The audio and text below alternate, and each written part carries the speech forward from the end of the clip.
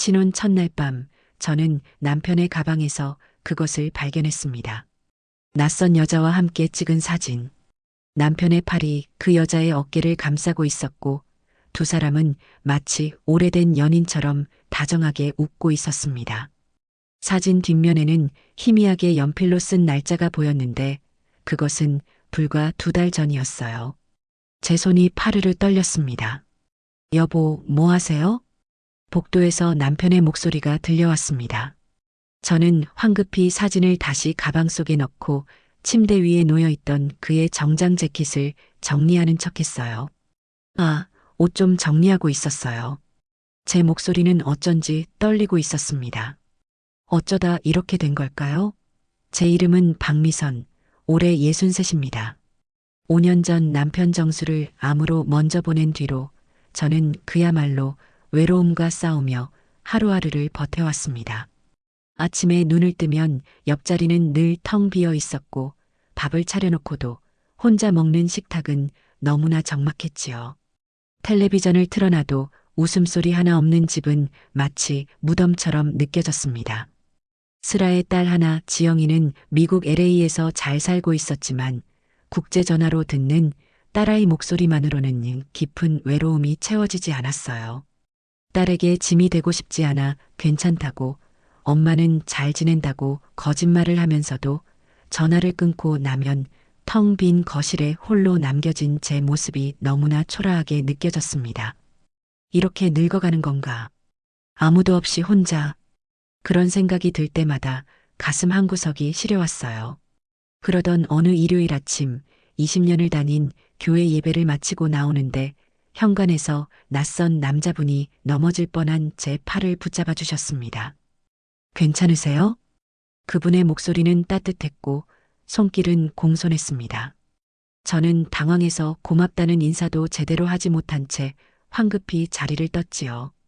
그런데 그 이후로 자꾸만 그분의 얼굴이 떠올랐습니다. 온화한 미소, 깔끔한 정장 차림, 그리고 무엇보다 저를 바라보던 그 따뜻한 눈빛. 다음 주 예배에도, 그 다음 주 예배에도 그분은 늘 제가 앉는 자리 근처에 계셨어요. 우연일까요? 아니면 일부러일까요? 그 궁금증이 묘한 설렘으로 바뀌어 가고 있었습니다. 한 달쯤 지났을까요? 예배 후 교회 앞 카페에서 그분이 조심스럽게 말을 걸어오셨습니다. 실례지만 커피 한 잔 대접해도 될까요? 저는 강태수라고 합니다. 집사님을 몇 주째 뵙는데 늘 혼자 계시는 것 같아서요. 그 말에 제 얼굴이 화끈 달아올랐습니다. 60이 넘은 나이에 이렇게 두근거릴 수 있다니. 저는 어쩔 줄 몰라 하면서도 고개를 끄덕였어요. 카페에 마주 앉은 우리는 차 한 잔을 앞에 두고 서로의 이야기를 나누기 시작했습니다. 강태수 씨는 3년 전 아내를 먼저 보낸 호랍이라고 했어요. 슬아의 자식은 없고 과거 중소기업에서 임원으로 일했다가 지금은 은퇴해서 혼자 지낸다고 했지요. 솔직히 말씀드리면 박 집사님을 처음 뵀을 때부터 왠지 모르게 마음이 끌렸습니다. 집사님의 눈빛에서 저와 같은 외로움이 느껴졌거든요. 그분의 솔직한 고백에 저는 가슴 한구석이 뜨거워지는 것을 느꼈습니다. 누군가 제 마음을 알아봐 준다는 것, 그것만으로도 눈물이 날 것만 같았어요. 그날 이후 우리는 자연스럽게 가까워졌습니다. 주일 예배가 끝나면 함께 점심을 먹었고 평일에도 가끔 전화 통화를 했으며 때로는 동네 공원을 함께 산책하기도 했습니다.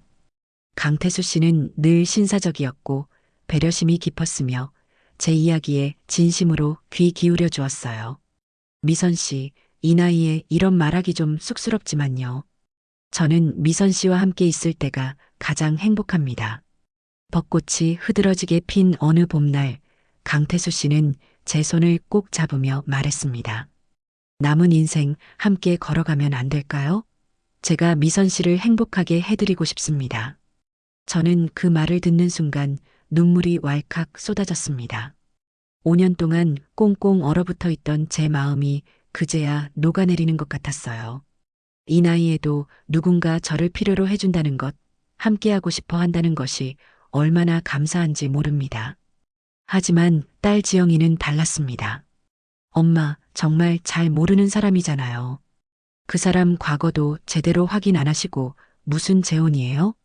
국제전화 너머로 딸아이는 강하게 반대했습니다. 엄마, 요즘 그런 사람들 많다고 해요. 중년 여성 재산 노리고 접근하는 거. 제발 신중하게 생각하세요. 딸의 말이 틀리지 않다는 것을 저도 알았습니다. 하지만 5년 동안의 외로움, 아무도 없는 집에서 혼자 느꼈던 그 끔찍한 적막감을 생각하면 저는 이 기회를 놓치고 싶지 않았어요. 이번이 마지막 기회일지도 몰라. 다시는 이런 인연을 만나지 못할지도. 그런 두려움이 제 마음을 사로잡고 있었습니다. 결국 저는 딸의 반대에도 불구하고 재혼을 결심했습니다. 강태수 씨는 제 결정에 너무나 기뻐하며 눈물까지 글썽였어요. 미선 씨, 정말 고맙습니다. 평생 후회 없게 해드릴게요. 제가 미선 씨의 든든한 울타리가 되어드리겠습니다. 우리는 교회에서 소박한 결혼식을 올렸습니다. 거창한 예식은 하지 않았지만 목사님의 주례와 몇몇 교우들의 축복 속에서 저는 진심으로 행복했어요. 하얀 원피스를 입고 부케를 든 제 모습이 거울에 비쳤을 때 오랜만에 생기 있는 제 얼굴을 보았습니다. 딸 지영이는 결국 한국에 오지 못했습니다. 바쁘다는 핑계였지만 사실은 이 결혼을 인정하고 싶지 않은 거라는 것을 저도 알고 있었어요. 그래도 괜찮았습니다. 이제 저에게는 강태수 씨가 있으니까요. 결혼식을 마치고 신혼여행 대신 남편의 작은 아파트로 향했습니다. 60을 넘긴 나이에 무슨 신혼여행이냐며 우리는 서로를 바라보며 웃었지요. 미선 씨, 아니, 이제는 여보라고 불러야겠네요. 우리 집에 오신 걸 환영합니다. 남편은 현관문을 열며 제 손을 잡아 끌었습니다. 작지만 깔끔하게 정돈된 아파트였어요. 저는 거실을 둘러보며 이제 이곳이 제 보금자리가 되었다는 것이 실감났습니다. 여보, 제가 저녁 준비할게요. 피곤하시면 먼저 씻으세요. 저는 부엌으로 가려다가 소파 위에 놓인 남편의 가방이 눈에 들어왔습니다. 가방 입구가 열려 있었고 그 안에서 무언가 반짝이는 것이 보였어요. 호기심에 가까이 다가가 들여다보니 그것은 사진이었습니다. 처음에는 남편의 가족 사진이려니 생각했습니다. 하지만 사진을 집어든 순간 제 온몸이 얼어붙었어요. 낯선 여자. 남편보다 한참 젊어 보이는 화려한 화장을 한 여자가 남편의 팔에 기대어 환하게 웃고 있었습니다. 남편의 손은 그녀의 어깨를 감싸고 있었고 두 사람의 표정은 마치 오래된 연인처럼 다정했어요. 정말이지, 이게 무슨 일인가. 제 손이 덜덜 떨려왔습니다. 사진을 뒤집어 보니 희미하게 연필로 쓴 글씨가 있었어요. 2024년 10월. 2달 전. 불과 2달 전의 사진이었습니다. 그때는 이미 남편이 저에게 청혼한 뒤였어요. 아니, 어쩌면 우리가 결혼 날짜를 잡고 준비하던 그 시기였을지도 모릅니다. 미선 씨, 뭐 하세요? 복도에서 남편의 목소리가 들려왔습니다. 저는 황급히 사진을 다시 가방 속에 밀어넣고 일어섰어요. 가슴이 미친 듯이 뛰었습니다. 남편이 거실로 들어왔습니다. 샤워를 마친 그는 편안한 옷차림으로 제게 다가왔어요. 왜 그래요? 얼굴이 안 좋아 보이는데. 아, 아니에요. 그냥 좀 피곤해서요. 저는 애써 웃으며 대답했습니다. 하지만 제 머릿속에서는 방금 본 그 사진이 계속 맴돌고 있었어요. 그 여자는 누구일까? 남편의 옛 연인? 아니면 친척? 하지만 그렇게 다정한 포즈로 찍을 사람이 친척일 리가 없습니다. 게다가 2달 전의 사진이라니. 물어봐야 하나? 아니면 그냥 모른 척해야 하나?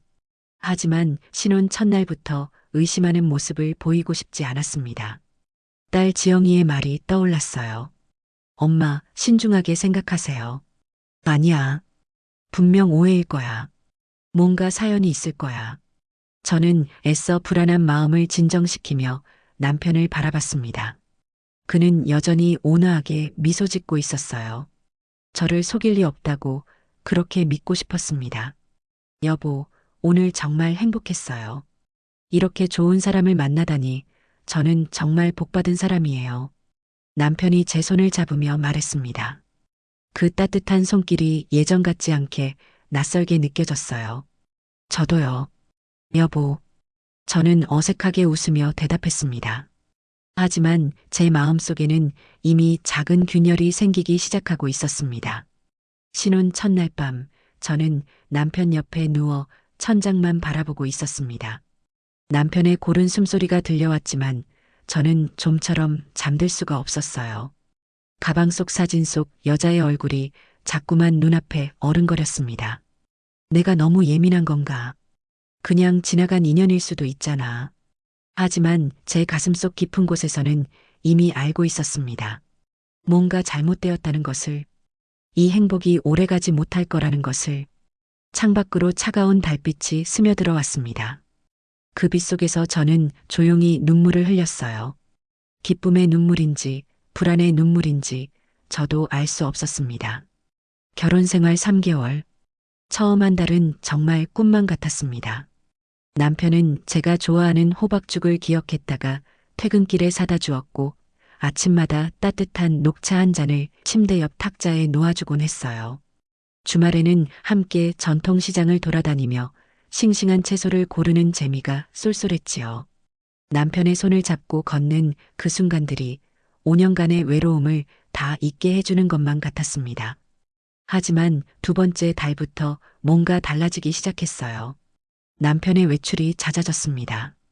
고향 친구들 모임, 옛 회사 동료들과의 술자리, 지방 출장이라는 이유로 주말마다 집을 비웠어요. 처음에는 당연한 일이라고 생각했습니다. 남자에게도 자기만의 시간이 필요하니까요. 하지만 매주 빠짐없이 나가는 모습을 보니 제 가슴 한구석이 불편하게 무거워졌습니다. 어느 토요일 아침이었습니다.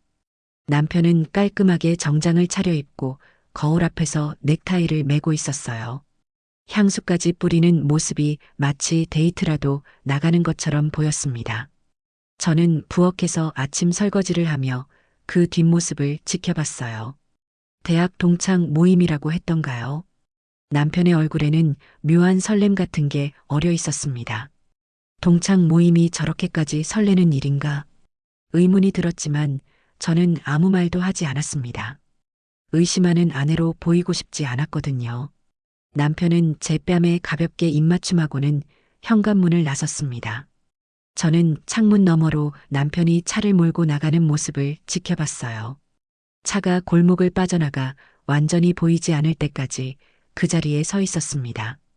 텅 빈 거실에 혼자 남겨진 저는 또다시 그 익숙한 외로움을 느꼈습니다. 결혼 전과 다를 게 뭔가 싶었어요. 그때도 혼자였고 지금도 혼자입니다. 다만 이제는 누군가를 기다리는 외로움이라는 것만 다를 뿐이었어요. 저는 애써 마음을 다잡으며 청소를 시작했습니다. 청소라도 해야 이상한 생각이 들지 않을 것 같았거든요. 거실을 정리하고 침실로 들어왔습니다. 침대 위에는 남편이 갈아입으며 벗어둔 어젯밤 옷가지들이 놓여 있었어요.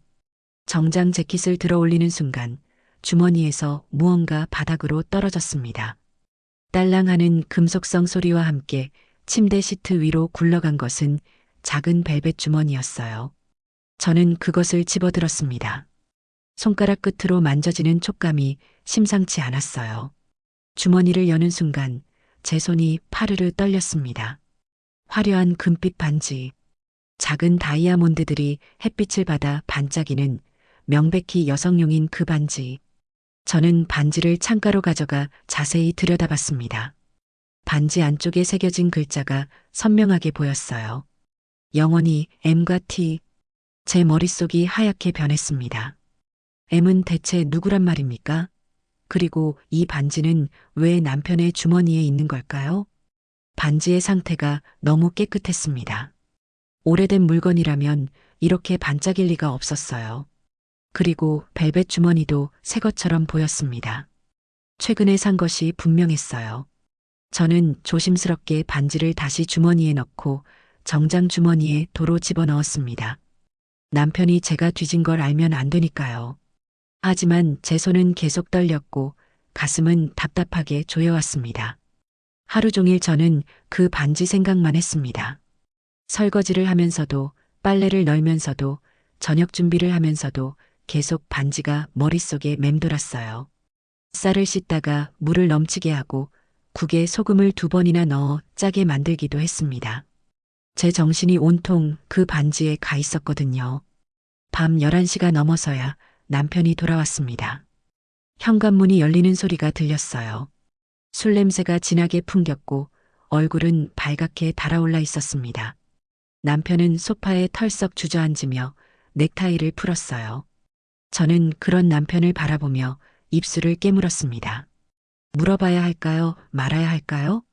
반지에 대해 추궁하면 남편은 뭐라고 대답할까요?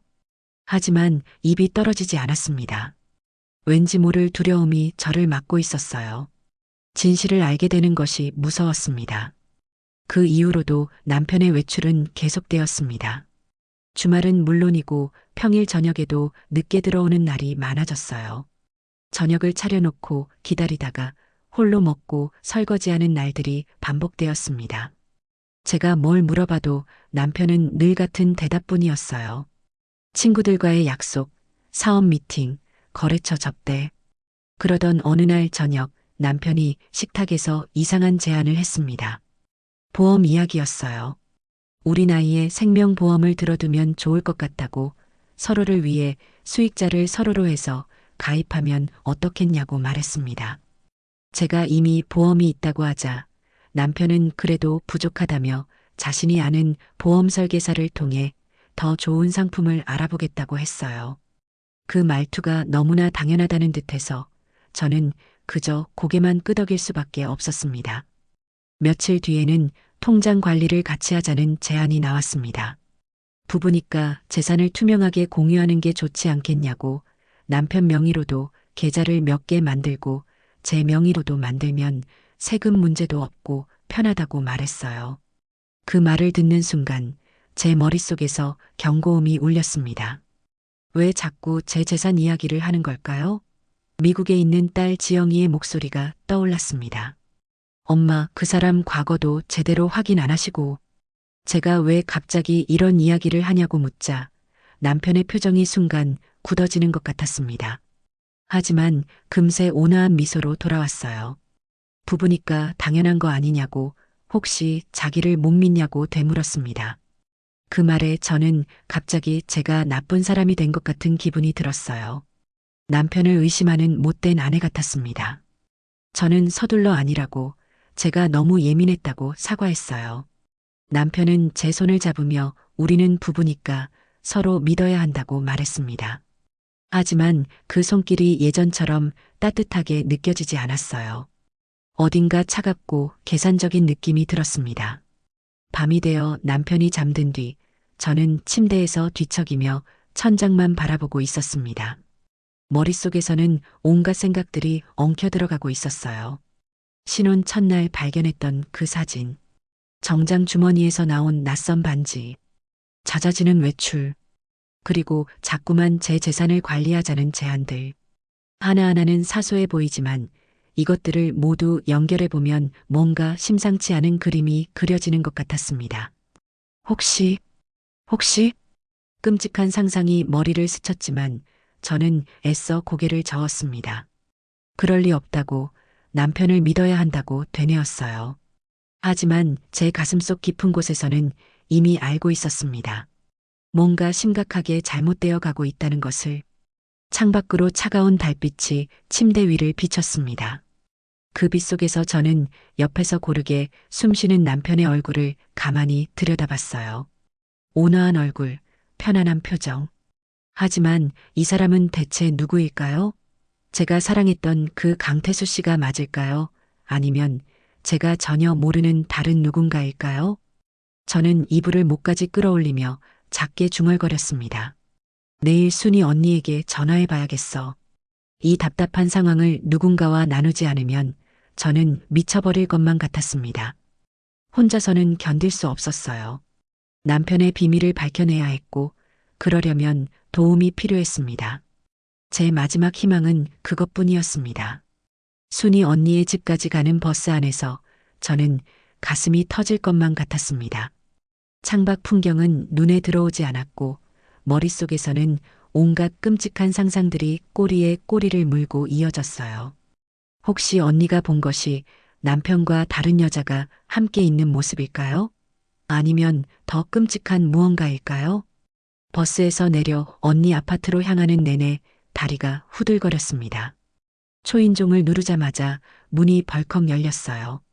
언니는 제 팔을 잡아 끌다시피 하며 거실로 데려갔습니다. 소파에 앉히고는 물 한 잔을 건네주며 심호흡을 하라고 했어요. 언니가 본 것은 제 예상보다 훨씬 더 충격적이었습니다. 오늘 오전 강남에서 남편을 목격했다는 이야기. 혼자가 아니라 젊은 여자와 함께였다는 것. 두 사람이 걷는 모습이 영락없는 부부였다는 사실. 언니는 그 장면을 말로 설명하기보다는 휴대폰을 꺼내 사진을 보여줬습니다. 멀리서 찍은 흔들린 사진이었지만 남편의 얼굴은 선명했어요. 그 옆에 화려한 옷차림의 젊은 여자가 활짝 웃고 있었습니다. 남편의 손은 여자의 허리를 감싸고 있었고 여자는 남편의 팔에 기대어 걷고 있었어요. 하지만 진짜 충격은 그 다음이었습니다. 언니가 사진을 확대해서 보여준 여자의 왼손, 약지에 끼워진 반지. 그것은 제가 남편의 정장 주머니에서 발견했던 바로 그 반지와 똑같은 디자인이었어요. 화려한 금빛에 작은 다이아몬드들이 박힌. 제 입에서 신음 같은 소리가 새어나왔습니다. 언니가 제 어깨를 붙잡았지만 저는 이미 주저앉고 있었어요. 소파에 몸을 기댄 채 눈물이 주르륵 흘러내렸습니다. 결혼 반지. 저 여자도 남편과 결혼한 거였습니다. 언니는 명품 매장까지 따라갔다고 했어요. 남편이 여자에게 몇백만 원짜리 가방을 사주는 모습을 직접 봤다고. 신용카드를 꺼내 결제하는 그 자연스러운 모습을 마치 수백 번도 더 해왔을 법한 익숙한 동작이었다고 말했습니다. 저는 한참 동안 울었습니다. 언니는 제 등을 토닥이며 물을 건네주고 휴지를 건네주고 그저 옆에 앉아 있어 주었어요. 울음이 멈췄을 때 제 눈은 퉁퉁 부어 있었고 목소리는 쉬어 있었습니다. 그동안 느꼈던 모든 의문들이 한순간에 명확해졌습니다. 신혼 첫날의 사진, 정장 주머니의 반지, 잦은 외출, 재산관리 제안들. 모든 퍼즐 조각이 제자리를 찾아가며 하나의 끔찍한 그림을 완성했어요. 언니는 경찰에 신고하라고 했습니다. 하지만 저는 고개를 저었어요. 사진 하나만으로는 부족할 것 같았습니다. 남편을 추궁하기 전에 확실한 증거가 필요했어요.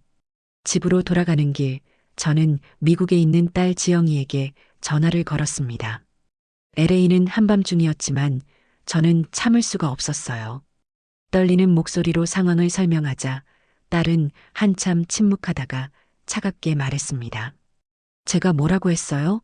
처음부터 조심하라고 했잖아요.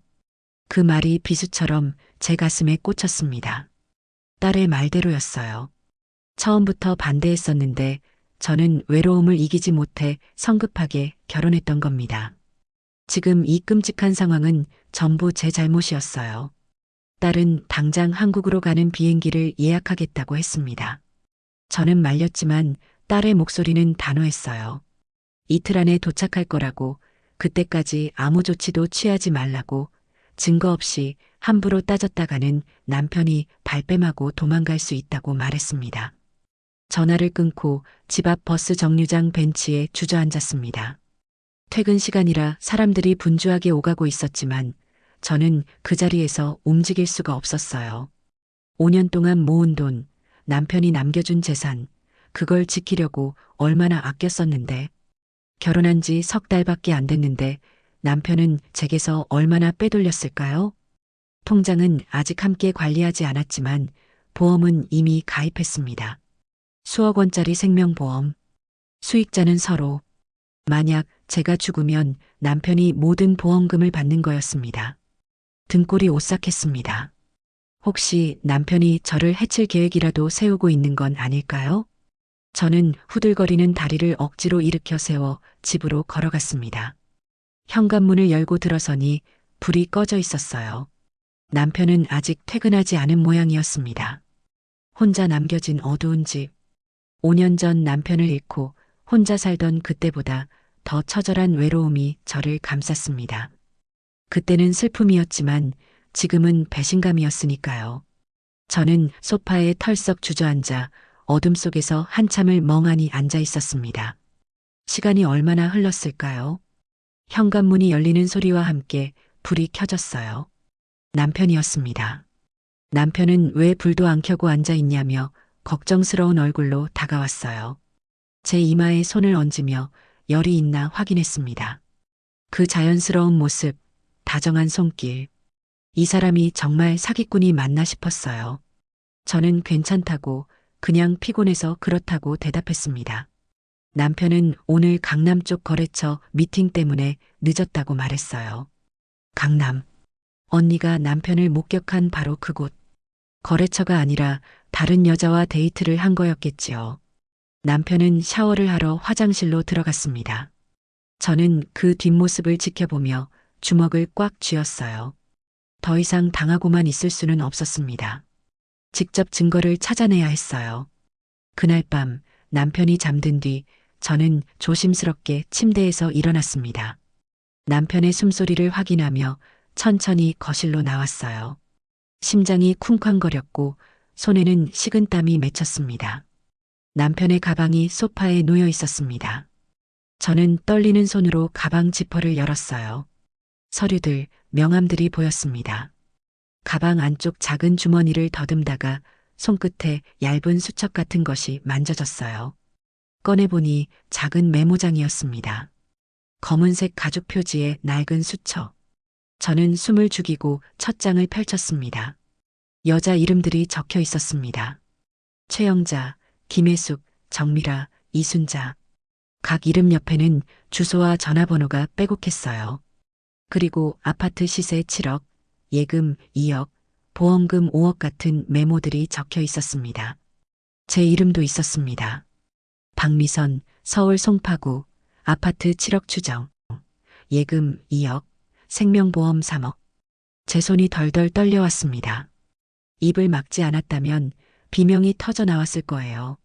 남편은 저를 사랑해서 결혼한 게 아니었습니다.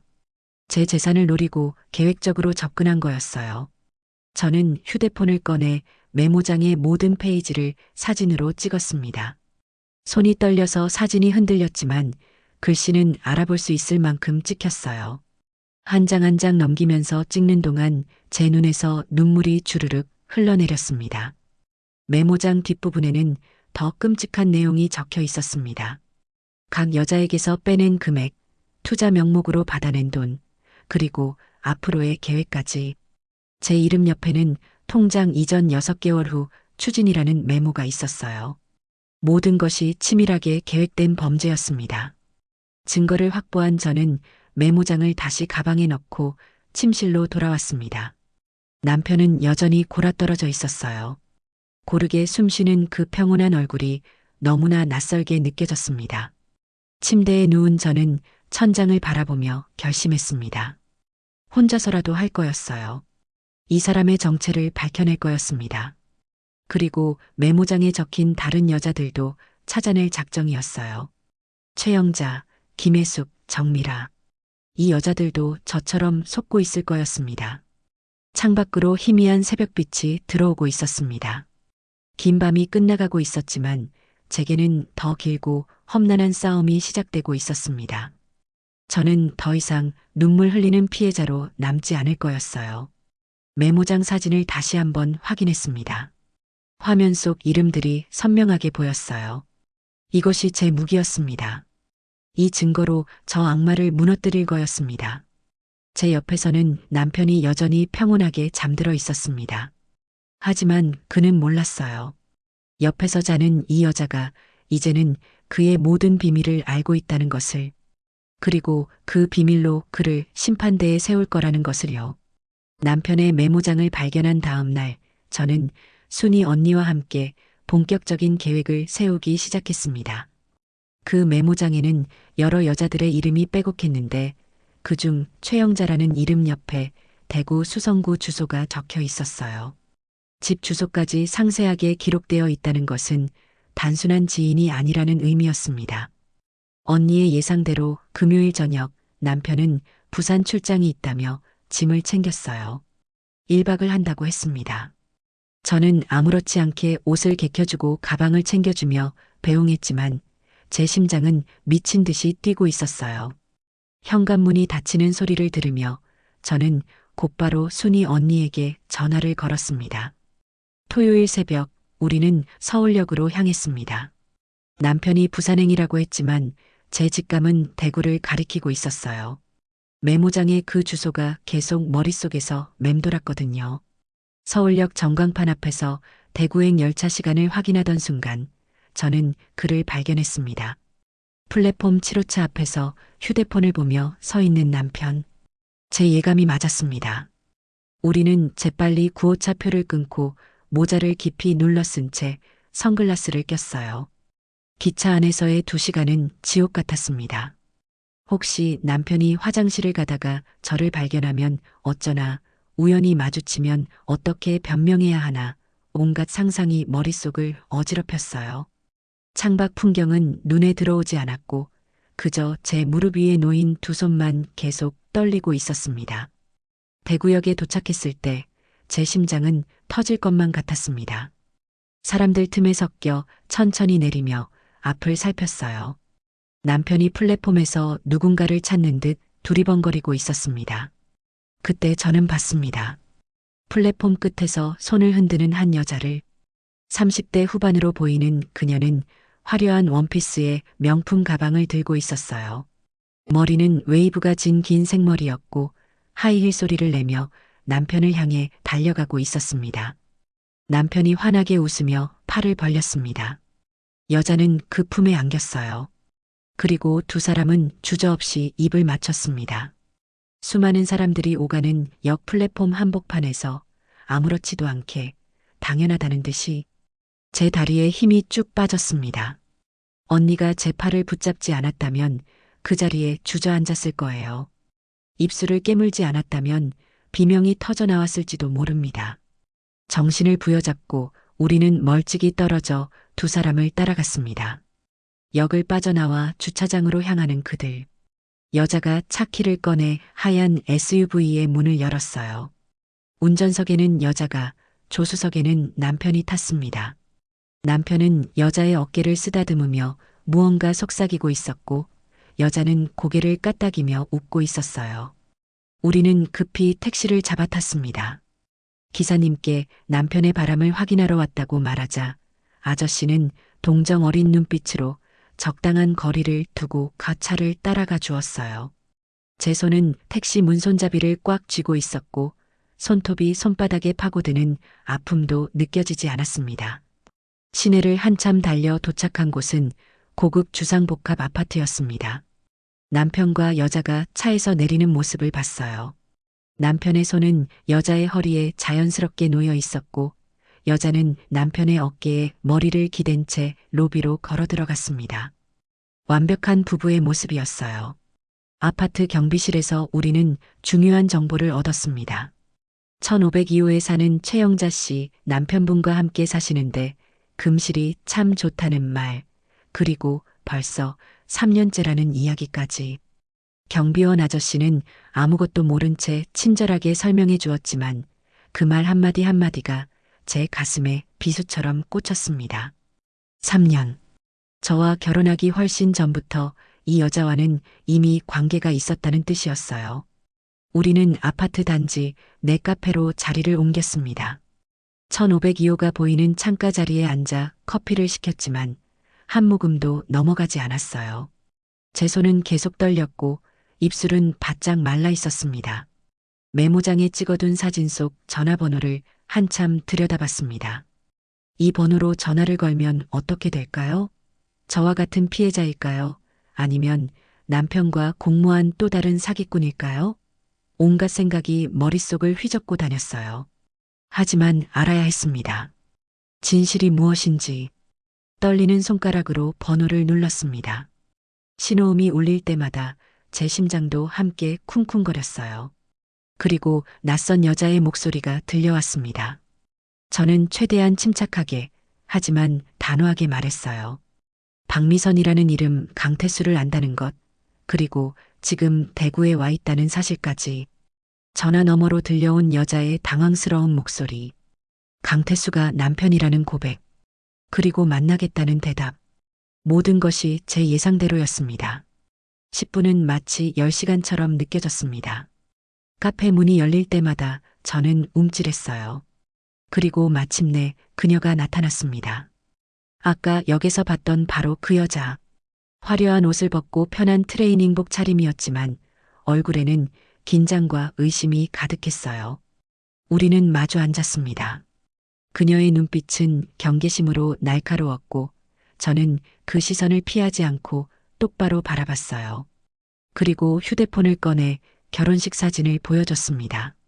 남편과 제가 함께 웃고 있는 그 사진을. 그리고 메모장을 찍은 사진도. 여자의 얼굴이 하얗게 질리는 것이 보였습니다. 입술이 파르르 떨렸고 눈가가 붉어지더니 눈물이 글썽였어요. 그녀는 한참 동안 사진만 들여다봤습니다. 마치 믿고 싶지 않다는 듯, 이것이 악몽이길 바라는 듯. 저는 그녀에게 물었습니다. 돈을 빌려준 적이 있냐고. 여자는 고개를 끄덕였어요. 2억 아파트 담보대출, 사업 투자라는 명목, 아직 한 푼도 못 받았다는 고백. 그리고 생명보험까지. 모든 것이 저와 똑같았습니다. 우리는 한참 동안 말없이 앉아 있었습니다. 두 명의 여자가 한 남자에게 속아 이 자리에 마주 앉아 있다는 현실. 너무나 기가 막혀 웃음조차 나오지 않았어요. 저는 먼저 손을 내밀었습니다. 함께 싸우자고. 혼자서는 힘들지만 같이 하면 할 수 있다고 말했어요. 여자는 잠시 제 손을 바라보다가 천천히 자신의 손을 겹쳤습니다. 그 손은 차가웠지만 악수를 나누는 순간 묘한 온기가 전해졌어요. 눈물을 닦은 그녀의 눈빛이 달라져 있었습니다.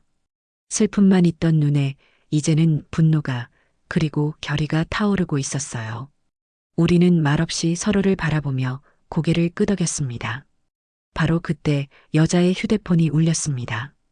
화면에는 여보라는 글자가 떠 있었어요. 남편이었습니다. 여자는 떨리는 손으로 전화를 받았고 저는 그 대화를 지켜봤어요. 편의점 다녀온다는 여자의 자연스러운 거짓말, 빨리 오라는 남편의 다정한 목소리. 전화가 끊어진 뒤 우리는 서로의 눈을 마주쳤습니다.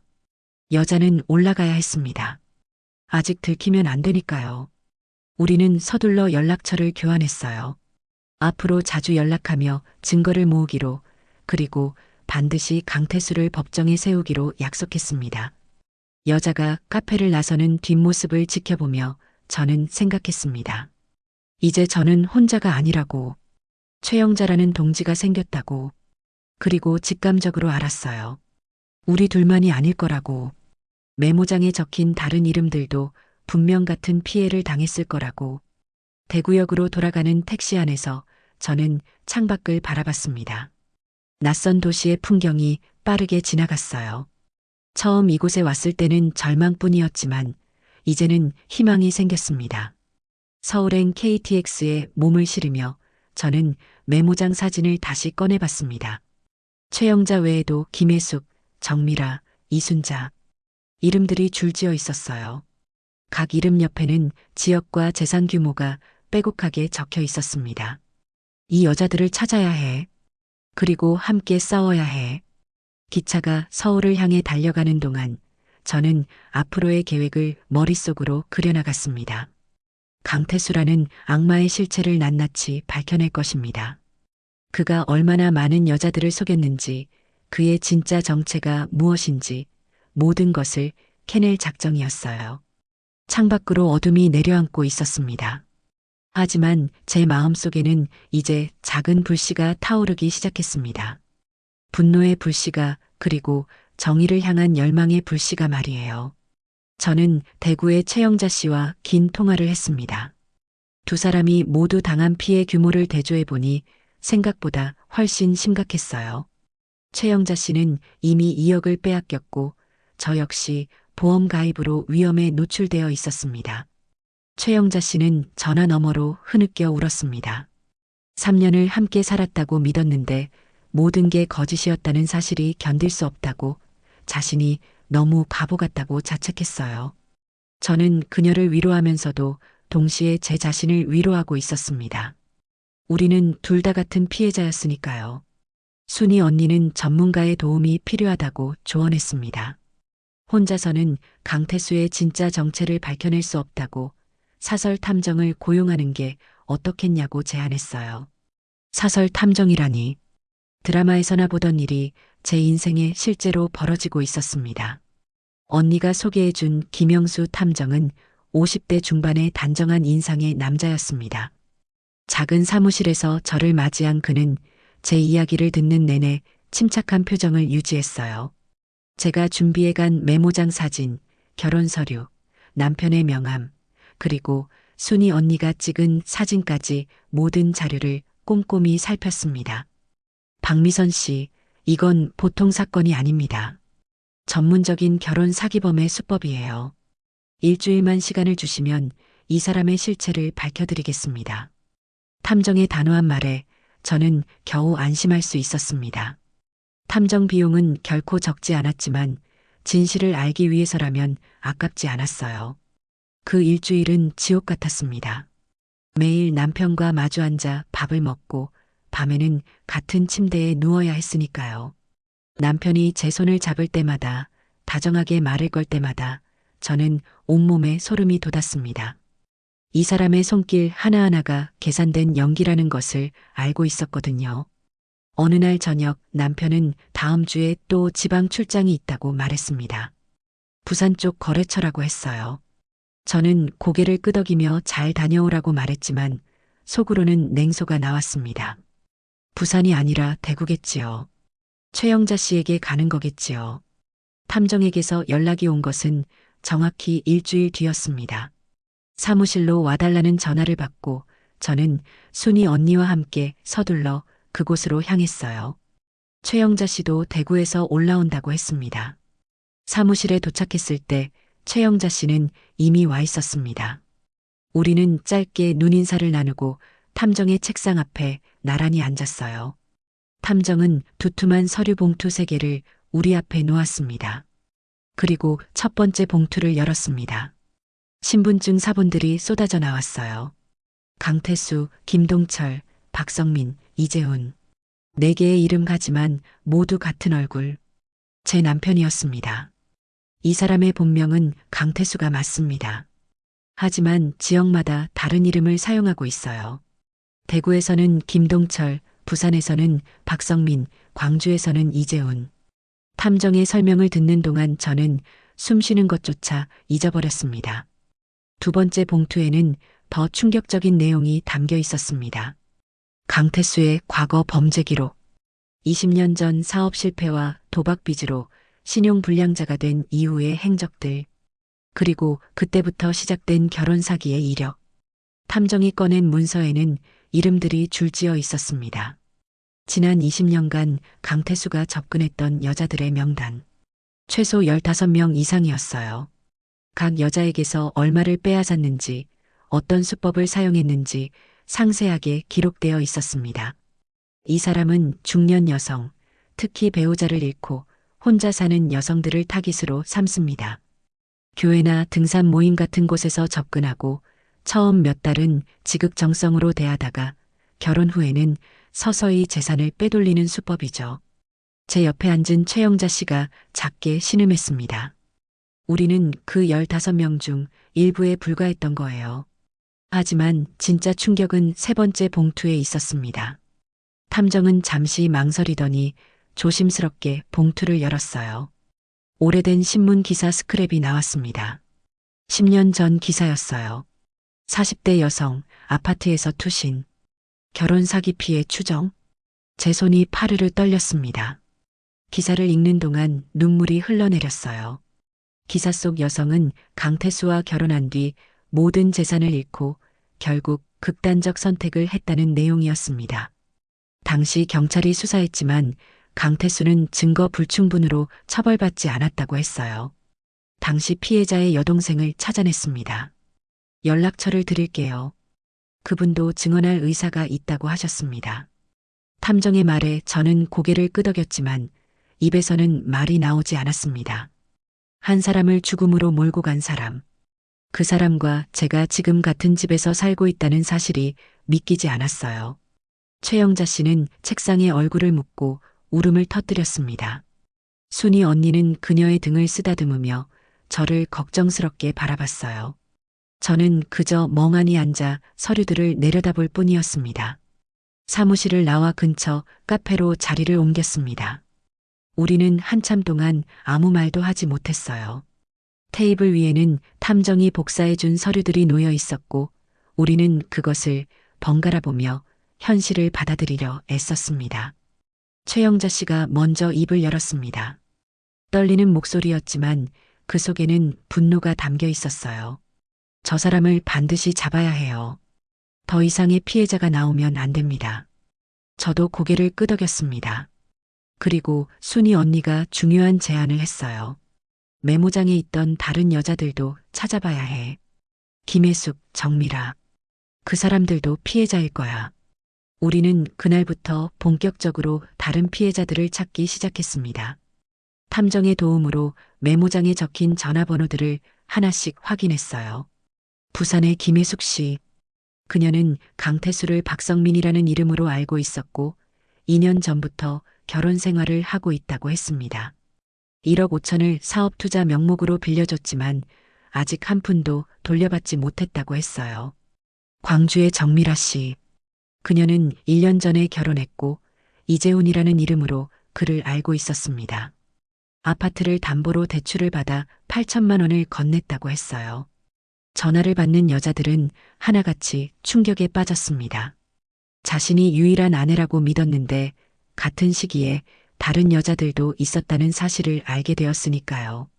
어떤 여자는 전화를 받자마자 울음을 터뜨렸고 어떤 여자는 분노로 목소리를 떨었습니다. 일주일 만에 우리는 총 5명의 피해자를 확인했습니다. 저, 최영자 씨, 김혜숙 씨, 정미라 씨, 그리고 인천의 이순자 씨까지 모두 강태수에게 속아 재산을 빼앗긴 여자들이었어요. 우리는 서울의 한 카페에 모이기로 했습니다. 각자 지역에서 올라온 여자들이 하나둘 카페로 들어왔어요. 처음 보는 얼굴들이었지만 우리는 곧바로 서로를 알아볼 수 있었습니다. 같은 고통을 겪은 사람들만이 풍기는 그런 분위기가 있었거든요. 우리는 둥근 테이블에 둘러앉아 각자의 이야기를 나눴습니다. 강태수가 어떻게 접근했는지, 어떤 말로 속였는지, 얼마를 빼앗겼는지, 이야기를 나눌수록 그의 수법이 얼마나 치밀했는지 알 수 있었어요. 그는 각 여자에게 다른 직업을 말했습니다. 어떤 여자에게는 회사 임원이라 했고, 어떤 여자에게는 자영업자라 했으며, 또 다른 여자에게는 무역업을 한다고 했어요. 하지만 공통점이 있었습니다. 모두 경제적으로 안정적이라는 인상을 주었다는 것. 그리고 모두에게 생명보험 가입을 권유했다는 것. 그 말을 듣는 순간 소름이 돋았습니다. 10년 전 투신한 여성의 이야기가 떠올랐어요. 혹시 강태수는 보험금을 노리고 우리 중 누군가를 해칠 계획이었던 걸까요? 최영자 씨가 떨리는 목소리로 말했습니다. 작년에 저 사람이 저한테 등산 가자고 했어요. 인적이 드문 산이었는데 그때 절벽 근처에서 제가 발을 헛디뎠거든요. 순간 제 팔을 잡아줬지만 지금 생각해보니 그 표정이 이상했어요. 그녀의 말에 우리는 모두 침묵했습니다. 너무나 끔찍한 상상이었지만 충분히 가능한 일이었어요. 우리는 경찰에 신고하기로 결정했습니다. 하지만 그 전에 더 확실한 증거를 모아야 했어요. 탐정이 확보한 서류, 메모장 사진, 각자가 가지고 있는 계약서와 차용증, 그리고 10년 전 피해자의 여동생 증언까지 모든 증거를 모았을 때 우리는 확신할 수 있었습니다. 이번에는 강태수가 빠져나갈 수 없을 거라고. 카페를 나서며 우리 5명은 서로의 손을 꼭 잡았습니다. 각자 다른 지역에서 다른 이름으로 속았지만 이제 우리는 하나였어요. 같은 목표를 향해 싸우는 동지들이었습니다. 집으로 돌아가는 길, 저는 휴대폰으로 탐정이 보내준 강태수의 진짜 프로필을 다시 봤습니다. 본명 강태수. 나이 61세. 20년간 15명 이상의 여성을 상대로 결혼 사기. 총 피해액 추정 30억 원 이상. 숫자들이 눈앞에서 흐려졌습니다. 30억. 그 돈이 모두 죄 없는 여자들의 피와 땀으로 모은 돈이었어요. 우리 같은 여자들의 외로움과 순수한 마음을 이용해 빼앗은 돈이었습니다. 현관문을 열고 집에 들어섰습니다. 불이 꺼져 있었어요. 남편은 오늘도 늦는다고 했었죠. 저는 거실 불을 켜고 소파에 앉았습니다. 탐정이 준 서류들을 테이블 위에 펼쳐놓고 하나하나 다시 살폈어요. 4개의 신분증, 15명의 피해자 명단, 그리고 10년 전 신문기사. 이제 모든 준비가 끝났습니다. 딸 지영이는 내일 한국에 도착할 예정이었어요. 그리고 모레 우리는 경찰서로 갈 작정이었습니다. 5명의 피해자가 함께 모든 증거를 들고 현관문이 열리는 소리가 들렸습니다. 남편이 돌아온 거였어요. 여보 왔어. 오늘 피곤하다. 저녁은? 남편은 여전히 다정한 목소리로 말했습니다. 저는 서류들을 재빨리 가방에 넣고 부엌으로 향했어요. 금방 차려드릴게요. 제 목소리는 침착했습니다. 남편은 제가 이미 모든 것을 알고 있다는 사실을 전혀 눈치채지 못했어요. 밥을 차리며 저는 생각했습니다. 이제 단 이틀만 더 참으면 됩니다. 이틀만 더 이 연기를 하면 저 사람은 자신이 파놓은 함정에 빠지게 될 거예요. 식탁에 마주 앉아 밥을 먹는 남편의 얼굴을 봤습니다. 여전히 온화한 미소를 짓고 있었어요. 하지만 저는 이제 알고 있었습니다. 그 미소 뒤에 숨겨진 악마의 얼굴을. 딸 지영이가 한국에 도착한 것은 바로 그날 오전이었습니다. 공항에서 직행으로 집에 온 딸은 큰 캐리어를 현관에 내려놓자마자 저를 끌어안았어요. 딸의 품에 안겨 저는 그동안 참았던 눈물을 쏟아냈습니다. 미국에서 장시간 비행을 해서 피곤할 텐데도 딸은 한참 동안 제 등을 토닥이며 아무 말 없이 함께 있어 주었어요.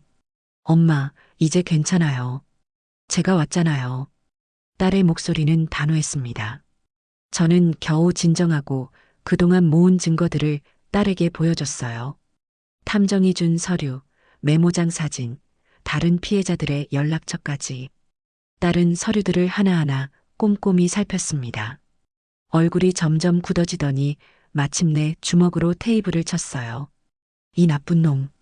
엄마, 내일 당장 경찰서 가요. 이 정도 증거면 충분해요.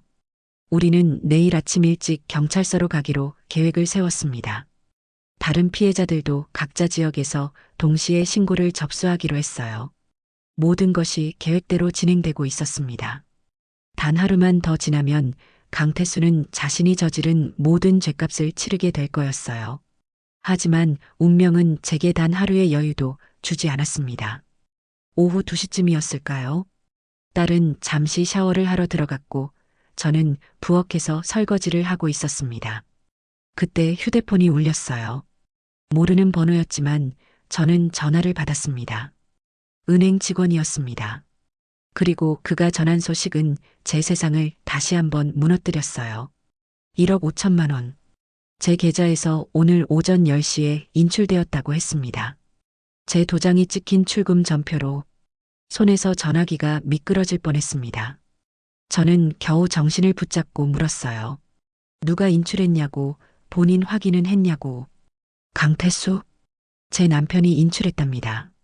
배우자는 대리 인출이 가능하다며 도장도 있고 신분증도 제시했기에 정상 처리했다고 했어요. 전화를 끊고 저는 그 자리에 주저앉았습니다. 다리에 힘이 쭉 빠졌어요. 1억 5천. 제가 평생 모은 돈의 대부분이었습니다. 첫 남편이 남겨준 유산이었고 제가 아껴가며 모은 노후 자금이었어요. 엄마, 왜 그래요? 샤워를 마친 딸이 달려왔습니다. 저는 떨리는 목소리로 상황을 설명했어요. 딸의 얼굴이 새하얗게 질렸습니다. 엄마, 지금 당장 은행 가야 해요. 사기라고 신고해야죠. 하지만 법적으로는 배우자니까. 그래도 가봐야죠. 가만히 있을 수는 없잖아요. 우리는 서둘러 은행으로 향했습니다. 은행 직원은 죄송하다는 말만 반복했어요. 법적으로 배우자의 대리 인출은 문제가 없다고, 도장과 신분증이 있으면 가능한 일이라고 했습니다. 저는 경찰에 신고하겠다고 했습니다. 하지만 은행 직원은 난색을 표했어요. 부부간의 재산 분쟁은 민사 문제라서 경찰이 개입하기 어렵다고, 변호사와 상담하는 것이 좋겠다고 조언했습니다. 은행을 나와 거리를 걷는 동안 저는 망연자실했습니다. 내일이면 경찰에 신고할 수 있었는데 단 하루 차이로 1억 5천을 빼앗긴 겁니다. 엄마, 집에 가요. 일단 그 사람 만나야죠. 딸의 말에 저는 고개를 끄덕였습니다. 그래요, 남편을 만나야 했습니다. 추궁해야 했어요. 집에 도착했을 때는 이미 해가 기울고 있었습니다. 현관문을 열고 들어서니 거실에 불이 켜져 있었어요. 남편이 소파에 앉아 있었습니다. 제 발소리를 듣고 돌아본 남편의 얼굴에는 긴장감이 어려 있었습니다. 제 옆에 선 딸을 보더니 남편은 잠시 당황하는 기색을 보였어요. 지영이가 언제 왔어? 남편의 목소리는 평소보다 높았습니다. 저는 더 이상 참을 수가 없었습니다. 가방을 던지다시피 소파에 내려놓고 남편을 똑바로 쳐다봤어요. 오늘 은행에서 1억 5천 인출한 거 설명해 보세요. 남편의 표정이 굳었습니다. 잠시 침묵이 흘렀어요. 그리고는 어색하게 웃으며 말했습니다. 아, 그거 급한 투자건이 있어서 곧 돌려놓을 거야. 제 허락도 없이요? 제 도장을 어떻게 가지고 간 거예요? 부부인데 뭐 그렇게까지. 부부요? 저는 비웃음을 흘렸습니다. 그동안 참았던 모든 것이 한순간에 터져 나왔어요. 대구의 최영자 씨도 당신 부인인가요? 부산의 김혜숙 씨도요? 광주의 정미라 씨는요? 남편의 얼굴에서 혈색이 싹 빠졌습니다. 저는 가방에서 서류들을 꺼내 테이블 위에 던졌어요. 탐정이 조사한 자료들이 우수수 쏟아졌습니다. 4개의 신분증 사본, 피해자 명단, 10년 전 신문기사. 강태수? 아니, 김동철? 박성민? 이재훈? 도대체 당신 이름이 뭐예요? 남편은 서류들을 내려다보며 입술을 굳게 다물었습니다. 더 이상 변명할 수 없다는 것을 깨달은 듯 했어요. 그리고 그 순간 남편의 얼굴이 완전히 바뀌었습니다. 지금까지 보여줬던 온화한 미소가 사라졌어요. 대신 차갑고 냉소적인 표정이 그 자리를 차지했습니다. 마치 가면을 벗어던진 것 같았어요. 알아냈네. 생각보다 똑똑하던데? 남편의 목소리는 완전히 달라져 있었습니다. 다정함은 온데간데였고 비아냥거림만 가득했어요. 그래, 다 맞아. 난 사기꾼이야. 그게 어쨌다고? 그는 소파에서 일어나 저를 내려다봤습니다. 그 눈빛이 너무나 차가워서 저는 뒤로 한 걸음 물러섰어요. 당신 같은 늙은 여자가 나한테 감사해야지. 내가 없었으면 평생 외롭게 살다 죽었을 거 아니야? 그 외로움 좀 달래줬으면 됐지. 뭘 더 바라. 그 말을 듣는 순간 제 온몸이 얼어붙었습니다. 1억 5천? 그 정도는 봉사료야, 봉사료. 5년 동안 혼자 살면서 얼마나 외로웠겠어. 내가 그거 좀 달래줬잖아. 당연히 대가를 받아야지. 남편은 아니 강태수는 비웃으며 침실로 들어갔습니다. 곧 짐을 싸는 소리가 들렸어요. 제 옆에 있던 딸이 저를 부축했습니다. 저는 그때야 제가 온몸을 부들부들 떨고 있다는 것을 깨달았어요. 외로움을 달래줬으니 대가를 받는 게 당연하다고? 제 지난 석 달이, 제가 느꼈던 행복이, 제가 꿈꿨던 늦깎이 사랑이 전부 거래였다는 말인가요? 제 외로움이 저 사람에게는 돈벌이 수단이었다는 건가요? 수치심이 밀려왔습니다. 분노보다 더 큰 수치심이었어요. 제가 너무 바보 같았습니다. 어떻게 저렇게 뻔뻔한 사람을 진심으로 사랑했을까요? 어떻게 저 차가운 눈빛을 온화함으로 착각했을까요? 강태수가 짐을 싸들고 나왔습니다. 큰 가방 하나와 서류 가방을 들고 있었어요. 경찰에 신고하든 뭘 하든 맘대로 해. 증거, 그거 가지고 뭘 할 수 있을 것 같아? 난 부인한테 투자금 빌린 것뿐이고 곧 갚을 거야. 부부 사이의 금전 거래는 민사 문제라고. 경찰은 관여 안 해. 그는 현관으로 향했습니다. 문 앞에서 뒤돌아보더니 마지막 한마디를 던졌어요. 그나저나 미선 씨, 나이값 좀 해. 60 넘어서 사랑 타령하는 게 우습지도 않아? 현실을 좀 봐. 그 말과 함께 문이 쾅 닫혔습니다. 저는 그 자리에 무너져 내렸습니다. 딸이 저를 부축했지만 저는 온몸에 힘이 빠져 일어설 수조차 없었어요. 눈물이 쏟아졌습니다. 분노의 눈물이 아니었어요. 수치심과 자괴감의 눈물이었습니다. 제 자신이 너무나 한심하게 느껴졌어요. 60이 넘어서 사랑을 꿈꾼 것이 잘못이었을까요? 외로움을 이기고 싶었던 것이 죄였을까요? 다시 행복해지고 싶었던 제 마음이 그렇게 우스운 것이었나요? 엄마, 울지 마세요. 저 사람 말은 하나도 맞는 게 없어요. 딸이 제 눈물을 닦아주며 말했습니다. 경찰이 안 되면 다른 방법이 있어요. 저 사람 말은 거짓말이에요. 다른 피해자들이랑 합치면 충분히 처벌할 수 있어요. 딸의 말이 맞았습니다. 저희에게는 증거가 있었어요. 탐정이 조사한 자료, 다른 피해자들의 증언, 메모장 사진, 그리고 무엇보다 10년 전 사망 사건의 증인까지. 하지만 그 순간에 저는 그런 것들을 생각할 여유가 없었습니다. 그저 강태수가 마지막에 던진 그 말들이 계속 귓가에 맴돌았어요. 60 넘어서 사랑 타령하는 게 우습지도 않아? 정말 우스운 걸까요? 나이가 들면 사랑을 꿈꾸면 안 되는 걸까요? 외로움을 달래고 싶어 하는 것이 그렇게 잘못된 일인가요? 밤이 깊어갔습니다. 딸은 저를 침대에 눕히고 옆에 누워 제 손을 꼭 잡아주었어요. 어렸을 때는 제가 딸의 손을 잡아줬는데 이제는 딸이 제 손을 잡아주고 있었습니다. 엄마, 내일 아침에 경찰서 가요. 그리고 다른 피해자분들이랑 만나서 대책을 세워요. 아직 끝난 게 아니에요. 딸의 목소리는 단호했습니다. 저는 고개를 끄덕였지만 가슴속 깊은 곳에서는 모든 것을 포기하고 싶은 마음이 들었어요.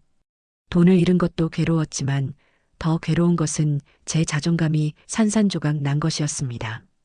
강태수의 그 말들이 제 마음에 깊은 상처를 남겼어요. 창밖으로 달빛이 스며들어 왔습니다. 차가운 빛이 침대 위를 비쳤어요. 저는 눈을 감았습니다. 하지만 잠은 오지 않았어요. 강태수의 차가운 눈빛과 냉소적인 미소가 계속 떠올랐습니다. 그리고 동시에 떠오르는 것이 있었습니다. 최영자 씨의 얼굴, 김혜숙 씨의 목소리, 정미라 씨의 눈물. 저와 같은 고통을 겪은 여자들. 저 혼자만의 문제가 아니었어요. 우리는 5명이었고 함께 싸워야 했습니다. 그렇게 생각하니 조금씩 힘이 났습니다. 강태수는 제가 무너질 거라고 생각했을 거예요. 나이 든 여자가 수치심에 숨어버릴 거라고 예상했겠지요. 하지만 틀렸습니다. 저는 무너지지 않을 겁니다. 다시 일어설 거예요. 그리고 반드시 저 사람을 심판대에 세울 겁니다. 딸 지영이는 다음 날 아침 일찍부터 움직였습니다. 변호사 친구에게 연락해 상담을 받고 경찰서에 가서 신고 절차를 알아봤어요. 그리고 저녁 무렵 돌아온 딸의 얼굴은 어두웠습니다. 경찰은 도움이 되지 못할 거라고 했습니다. 부부간 금전 거래는 민사 문제고 강태수가 사기죄로 처벌받으려면 더 명확한 증거가 필요하다고 했어요. 여러 여성과 동시에 결혼했다는 것만으로는 부족하다고 실제로 사기 행각을 입증할 수 있는 현행범 체포나 결정적 증거가 있어야 한다고 말했습니다. 저는 주저앉고 싶었습니다. 이렇게 많은 증거가 있는데도 부족하다니. 하지만 딸은 포기하지 않았어요. 엄마, 다른 피해자분들이랑 다시 만나봐요. 함께 머리를 맞대면 방법이 있을 거예요. 다음 날 우리 5명은 다시 서울의 한 카페에 모였습니다. 이번에는 딸 지영이도 함께였어요. 각자의 얼굴에는 지친 기색이 역력했지만 그 눈빛만은 살아있었습니다. 최영자 씨가 중요한 정보를 가져왔습니다. 강태수가 새로운 타깃을 물색하고 있다는 것. 인천의 부유한 미망인 류경희 씨였어요. 남편이 큰 사업을 하다가 심장마비로 갑자기 세상을 떠나 혼자 된 지 1년쯤 되었고 재산이 상당하다고 알려진 여성이었습니다. 최영자 씨는 어떻게 그 정보를 알았을까요? 강태수의 휴대폰 메시지를 몰래 확인했다고 했습니다. 그가 집을 나가기 전 화장실에 휴대폰을 두고 간 짧은 순간 최영자 씨는 용기를 내어 메시지를 확인했대요. 그곳에는 류경희 씨와 주고받은 대화들이 있었습니다. 우리는 즉시 류경희 씨에게 연락하기로 했습니다. 그녀를 강태수로부터 구해야 했고 동시에 그녀의 도움으로 강태수를 함정에 빠뜨릴 수 있을 거라고 생각했어요. 인천으로 가는 차 안에서 저는 긴장했습니다. 류경희 씨가 우리 말을 믿어줄까요? 아니면 강태수의 말만 믿고 우리를 의심할까요? 류경희 씨의 집은 고급 주택가에 있었습니다. 넓은 정원이 딸린 2층 단독주택. 대문 앞에 서서 초인종을 누르는 순간 제 손이 떨렸어요. 문을 연 여성은 50대 후반으로 보였습니다. 단정한 옷차림에 차분한 인상이었어요. 하지만 그 눈가에는 깊은 슬픔이 서려 있었습니다. 남편을 잃은 여자만이 가지는 그런 슬픔. 우리는 거실에 앉아 조심스럽게 상황을 설명했습니다. 강태수가 누구인지, 우리가 어떤 피해를 입었는지, 그리고 지금 류경희 씨에게 접근하고 있다는 사실까지. 류경희 씨는 우리 이야기를 듣는 동안 안색이 점점 창백해졌습니다. 그녀는 한 달 전 교회에서 강태수를 만났다고 했어요. 친절하고 따뜻한 사람이라고 생각했고 외로움을 달래줄 수 있는 좋은 인연이라고 믿었답니다. 다음 주에 정식으로 교제 신청을 받기로 했어요. 그런데 이런 사람이었다니. 류경희 씨의 목소리가 떨렸습니다. 저는 그녀의 손을 꼭 잡았어요. 제가 느꼈던 그 배신감을 그녀도 지금 느끼고 있었습니다. 류경희 씨, 도와주세요. 저희가 저 사람을 잡을 수 있게요. 딸 지영이가 단호하게 말했습니다. 그리고 우리의 계획을 설명했어요. 류경희 씨가 강태수와의 만남을 계속 이어가는 척하고 그를 신뢰하는 척하면서 동거래 제안을 받아들이는 것. 그리고 실제로 은행에서 돈을 인출하려는 순간 우리가 나타나 그를 현행범으로 고발하는 거였습니다. 경찰도 미리 대기시켜두고요. 류경희 씨는 한참을 고민하더니 고개를 끄덕였습니다. 도와드릴게요. 저 같은 피해자가 더 나오면 안 되니까요. 그날부터 우리의 작전이 시작되었습니다. 류경희 씨는 강태수와 계속 만났습니다. 우리는 멀리서 그 모습을 지켜봤어요.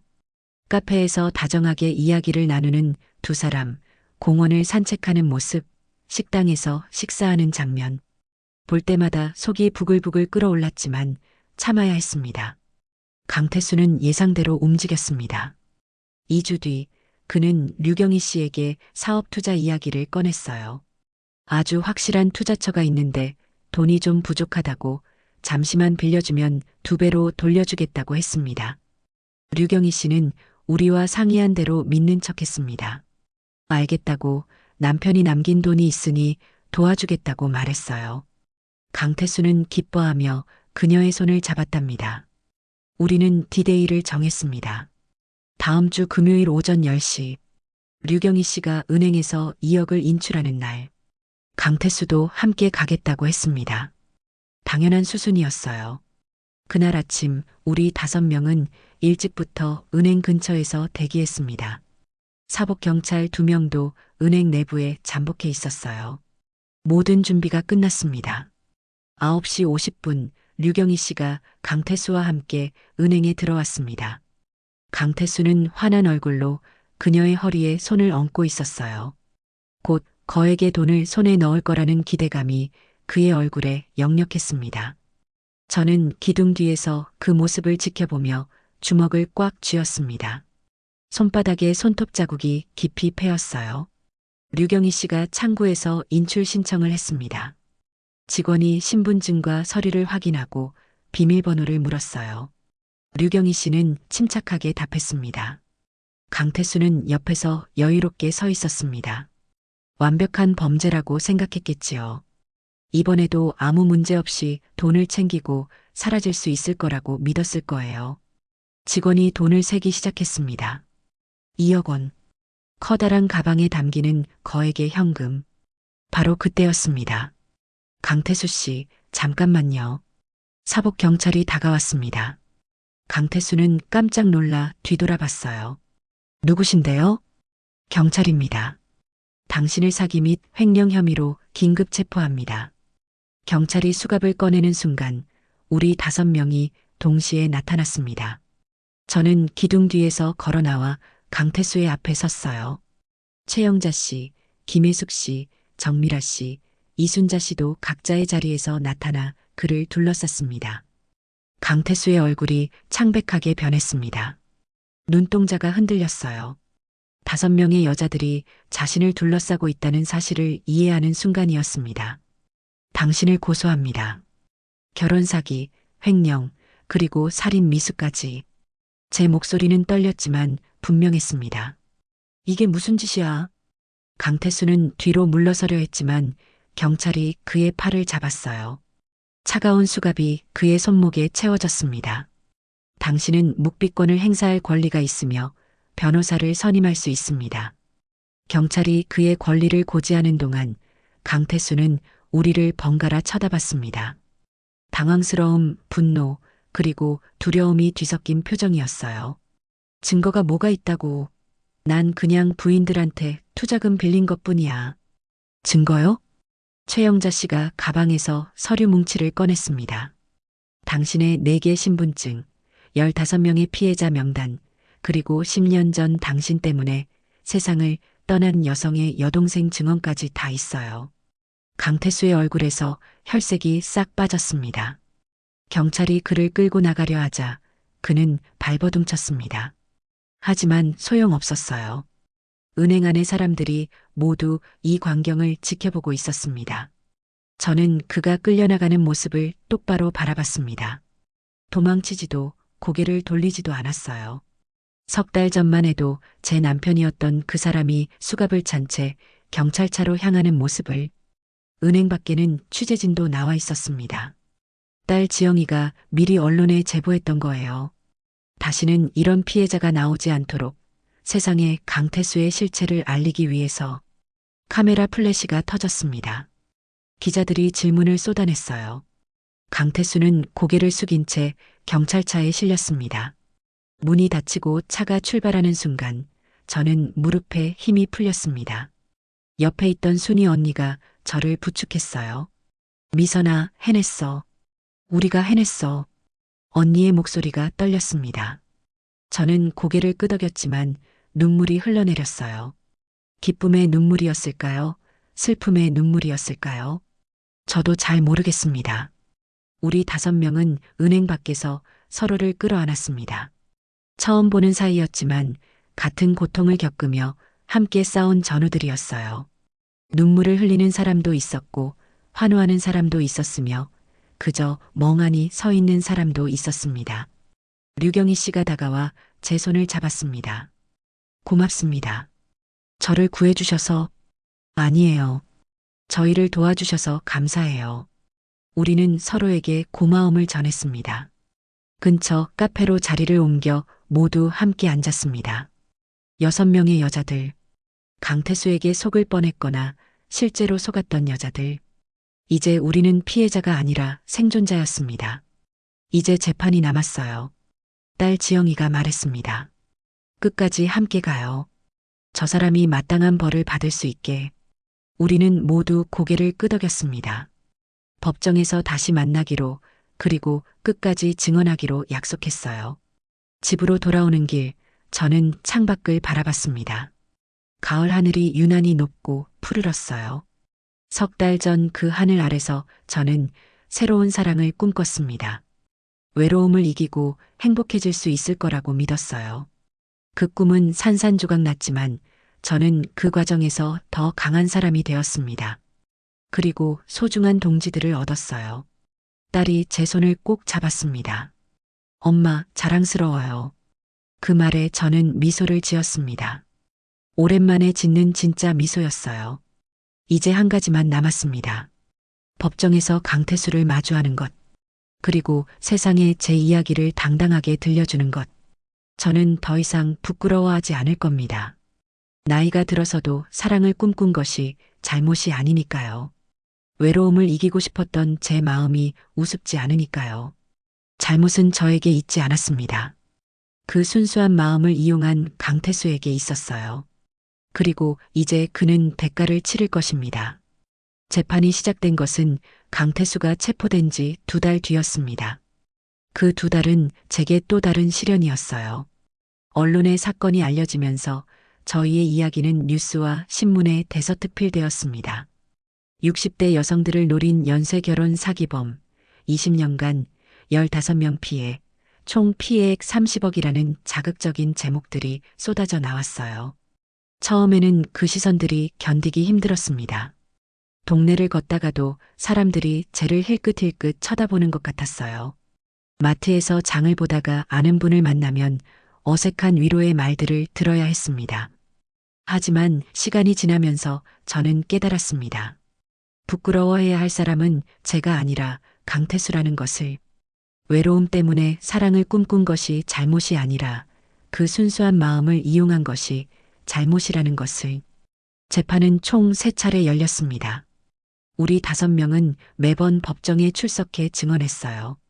각자가 강태수에게 당한 피해를 진술하고 그가 어떻게 우리를 속였는지 낱낱이 밝혔습니다.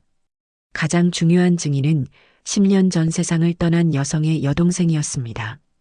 그녀는 법정에서 언니가 강태수 때문에 얼마나 고통받았는지, 모든 재산을 잃고 절망에 빠져 극단적 선택을 했는지 눈물로 증언했어요.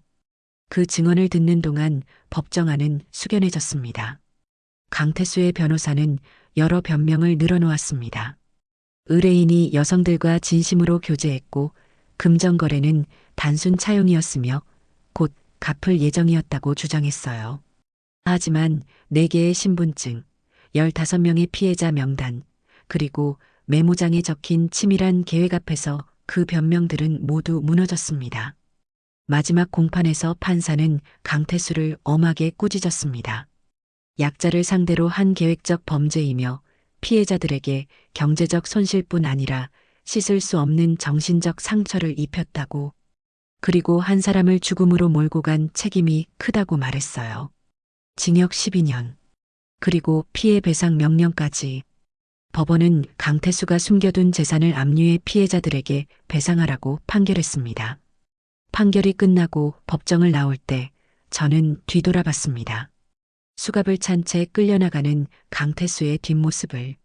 그 모습을 보면서도 이상하게 제 마음은 평온했어요. 분노도 슬픔도 아닌 그냥 고요한 평온함이었습니다. 모든 것이 끝났구나. 이제 진짜 새로 시작할 수 있겠구나. 법원 밖에서 우리 5명은 서로를 끌어안았습니다. 최영자 씨는 눈물을 흘렸고 김혜숙 씨는 환호했으며 정미라 씨와 이순자 씨는 안도의 한숨을 내쉬었어요. 저는 그저 그들의 얼굴을 하나하나 바라봤습니다. 함께 싸워준 동지들, 이제는 평생의 친구들. 미선 언니, 이제 우리 뭐 할 거예요? 최영자 씨가 물었습니다. 저는 잠시 생각하다가 대답했어요. 우리가 겪은 일을 다른 사람들에게 알려야죠. 같은 피해자가 더 나오지 않도록. 그날부터 우리는 본격적으로 움직이기 시작했습니다. 먼저 황혼 결혼 사기 예방 모임을 만들었습니다. 중년 여성들을 대상으로 한 결혼 사기의 위험성을 알리고 피해를 당했을 때 어떻게 대처해야 하는지 상담해주는 모임이었어요. 우리 5명이 중심이 되었고 딸 지영이가 법률 자문을 맡아주었습니다. 매주 토요일 오후 저희는 작은 커뮤니티 센터에 모였습니다. 처음에는 몇 명 안 되던 참가자가 점점 늘어났어요. 비슷한 경험을 한 여성들이 찾아왔고 조심하고 싶다는 여성들도 왔습니다. 저는 제 이야기를 솔직하게 들려줬습니다. 얼마나 외로웠는지, 어떻게 강태수를 믿게 되었는지, 그리고 어떻게 배신당했는지. 처음에는 말하기가 쉽지 않았어요.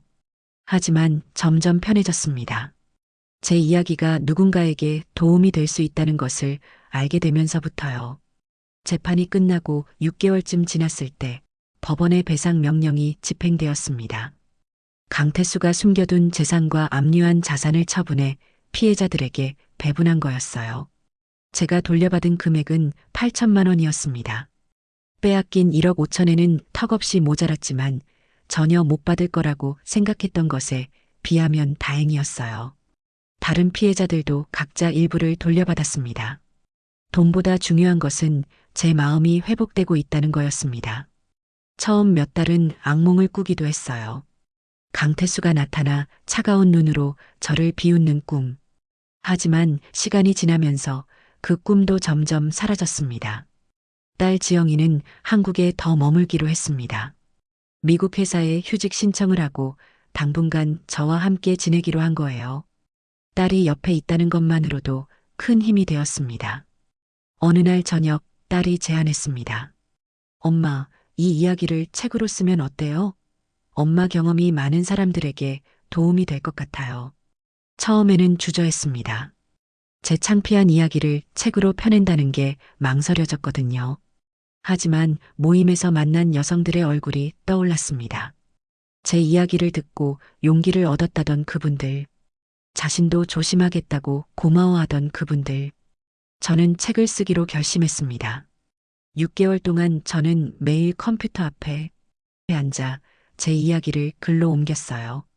강태수를 처음 만난 날부터 재판이 끝난 날까지 외로웠던 제 마음, 사랑에 빠졌던 순간들, 배신을 알게 된 충격, 그리고 다시 일어선 과정까지 글을 쓰면서 저는 제 자신을 더 깊이 들여다보게 되었습니다. 왜 그렇게 쉽게 믿었는지, 무엇이 저를 약하게 만들었는지. 하지만 동시에 깨달았어요. 약한 게 아니라 순수했던 거라고. 의심하지 않고 사랑한 것이 잘못이 아니라고. 책의 제목은 다시 일어서는 여자로 정했습니다. 딸이 지어준 제목이었어요. 책이 출간되자 생각보다 많은 분들이 관심을 가져주셨습니다. 서점 강연회에 초대받기도 했고 방송 인터뷰 요청도 들어왔어요. 처음에는 카메라 앞에 서는 것이 부담스러웠지만 점점 익숙해졌습니다. 방송에 나가 제 이야기를 하면서 저는 깨달았습니다. 제가 더 이상 피해자가 아니라는 것을. 저는 생존자였고 이제는 다른 사람을 돕는 조력자가 되어 있었어요. 강태수 사건이 있은 지 1년이 지났을 때였습니다. 어느 가을날 오후 저는 최영자 씨, 김혜숙 씨, 정미라 씨, 이순자 씨와 함께 등산을 하기로 했어요. 순이 언니도 함께였습니다. 도심에서 그리 멀지 않은 낮은 산이었지만 정상에 오르면 시내가 한눈에 내려다 보이는 곳이었습니다. 가을 햇살이 따사로웠습니다.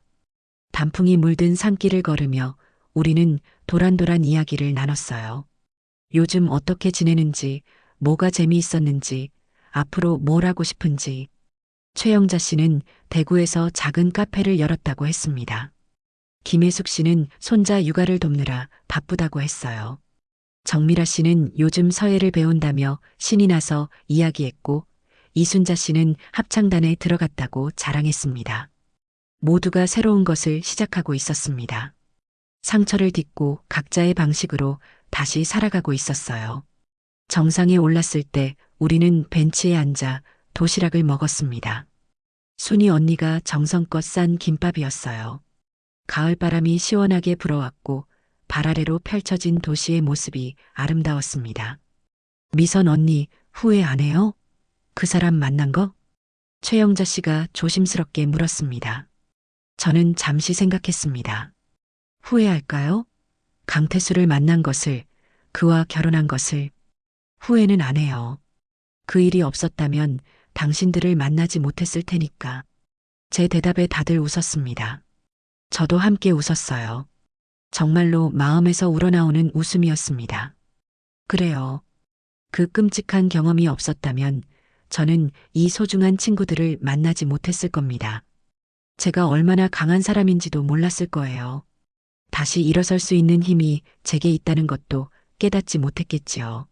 산을 내려오는 길, 저는 문득 발걸음을 멈추고 하늘을 올려다봤습니다. 구름 한 점 없이 맑은 가을 하늘.